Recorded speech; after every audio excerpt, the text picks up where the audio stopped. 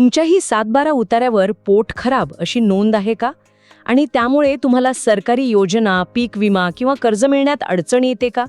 आजच्या या माहितीपूर्ण चर्चेत आपण जाणून घेणार आहोत की पोट खराब क्षेत्र म्हणजे नेमकं काय, त्याचे प्रकार कोणते, ऑगस्ट 2018च्या एका शासन निर्णयामुळे शेतकऱ्यांचं आयुष्य कसं बदललं आणि सगळ्यात महत्त्वाचं, पोट खराब जमिनीला लागवडयोग्य दाखवण्यासाठीची अचूक आणि सोपी स्टेप बाय स्टेप प्रक्रिया काय आहे.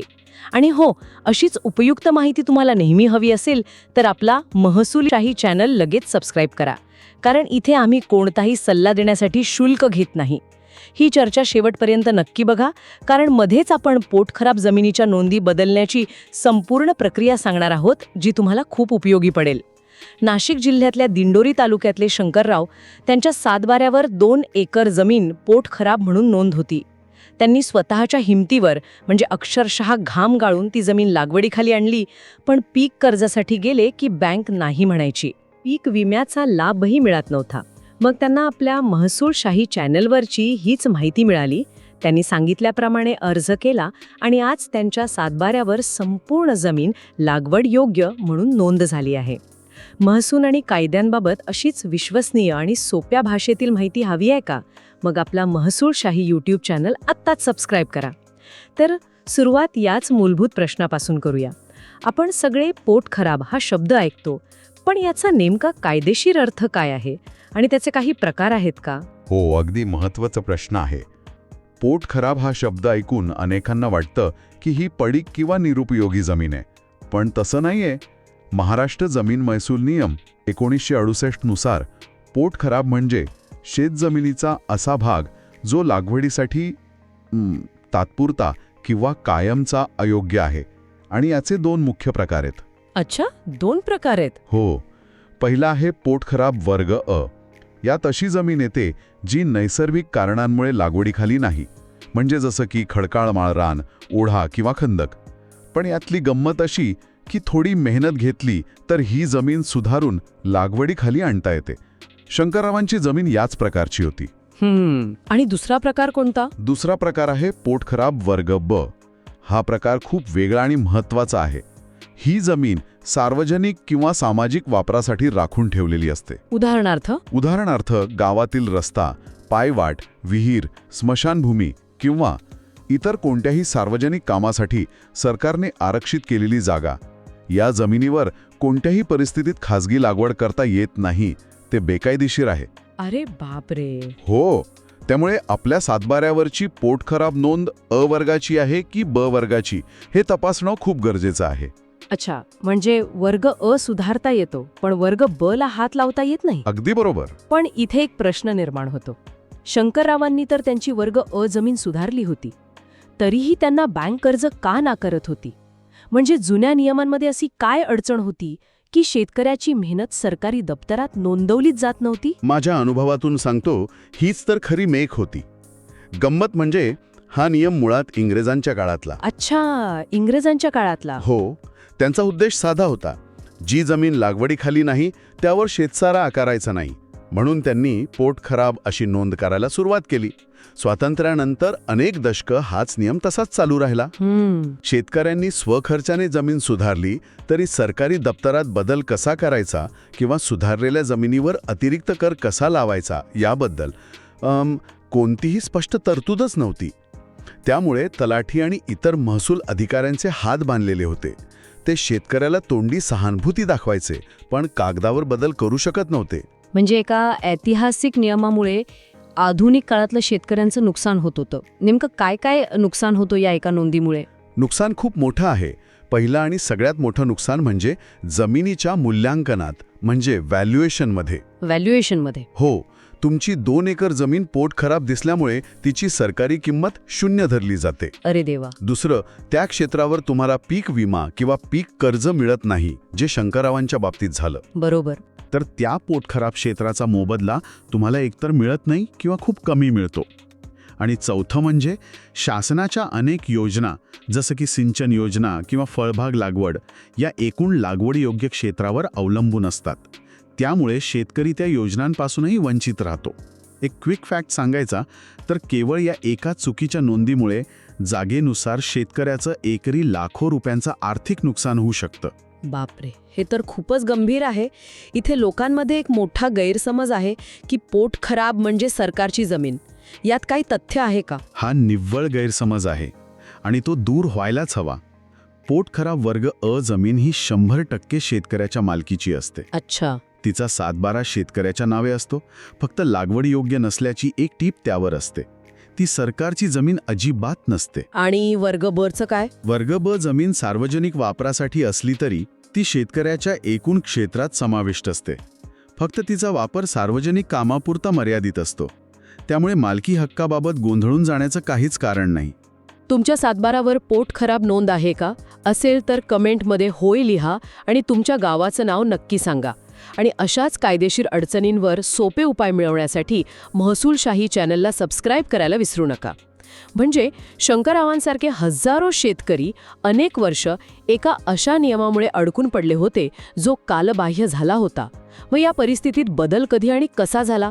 तो 29 ऑगस्ट 2018चा शासन निर्णय काय आहे, ज्याला एक क्रांतिकारी बदल म्हटलं जातं? हो, तो दिवस शेतकऱ्यांसाठी खरंच महत्त्वाचा ठरला. 29 ऑगस्ट 2018 रोजी महाराष्ट्र शासनाने महाराष्ट्र जमीन महसूल नियम मध्ये एक अतिशय महत्त्वाची सुधारणा केली. या सुधारणेने अनेक वर्षांपासूनची कोंडी फोडली. नवीन नियमानुसार शासनाने हे स्पष्ट केलं की जर एखाद्या शेतकऱ्याने पोट खराब वर्ग अ प्रकारची जमीन स्वखर्चाने सुधारून लागवडीखाली आणली असेल तर रीतसर अर्ज करून आणि पाहणी करून त्या जमिनीवरील पोट खराब शेरा कमी करून ते क्षेत्र लागवडीयोग्य म्हणून नोंदवता येईल. जिल्हाधिकाऱ्यांना तसे आदेश देण्याचे अधिकार देण्यात आले. थोडक्यात सांगायचं तर शेतकऱ्यांच्या मेहनतीला कायदेशीर मान्यता देणारा मार्ग मोकळा झाला. वा, भारीच. म्हणजे आता शेतकऱ्यांची मेहनत वाया जाणार नाही. तर मग आता सगळ्यात महत्त्वाचा प्रश्न येतो. समजा मला माझ्या पोट खराब वर्ग अ जमिनीची नोंद बदलायची आहे, तर त्याची नेमकी प्रक्रिया काय आहे? ती खूप किचकट आहे का? अजिबात नाही. प्रक्रिया खूप सोपी आणि सरळ आहे. स्टेप बाय स्टेप बघूया. पहिली पायरी अर्ज करणे. शेतकऱ्याने आपल्या गावच्या तलाठ्याकडे एका साध्या कागदावर अर्ज करायचा. त्यात गट नंबर आणि पोट खराब क्षेत्र लागवडीखाली आणल्याचं नमूद करायचं. ठीक आहे, फक्त साधा अर्ज. हो. दुसरी पायरी स्थळ पाहणी आणि पंचनामा. अर्ज मिळाल्यावर तलाठी प्रत्यक्ष जमिनीवर येऊन पाहणी करतील. जमीन खरंच लागवडीखाली आणली आहे का हे तपासून ते एक पंचनामा आणि जागेचा कच्चा नकाशा तयार करतील. आणि मग तो अहवाल पुढे पाठवतील. बरोबर. तिसरी पायरी अहवाल सादर करणे. तलाठी आपला पंचनामा आणि नकाशासहितचा अहवाल मंडल अधिकाऱ्याकडे म्हणजे सर्टलकडे पाठवतील. चौथी पायरी मंडल अधिकाऱ्याकडून पडताळणी. मंडल अधिकारी काही प्रकरणांमध्ये स्वतः जागेवर जाऊन खात्री करतील आणि आपल्या शिफारसीसह तो प्रस्ताव तहसीलदारांकडे पाठवतील. ठीक आहे, म्हणजे हे सगळं स्थानिक पातळीवर होतं. मग तहसीलदारांकडून पुढे काय होतं? पाचवी पायरी तांत्रिक मत घेणे. इथे थोडा तांत्रिक भाग येतो. तहसीलदार तो प्रस्ताव भूमी अभिलेख विभागाकडे म्हणजे DLSR ऑफिसला तांत्रिक अभिप्रायासाठी पाठवतात.